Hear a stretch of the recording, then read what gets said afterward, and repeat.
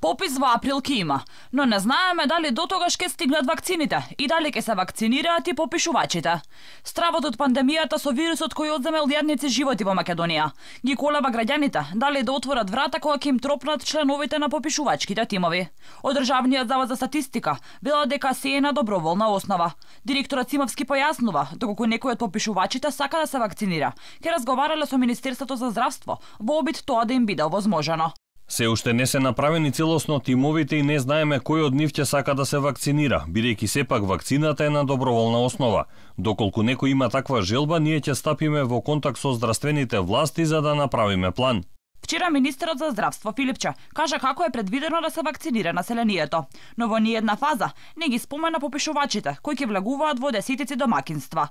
Дневно ќе посетуваат по неколку домови. Согласно планот, први се вакцинираат сите лица од најризичната група. Таа најризична група е поделена во две подгрупи, прва А и прва Б.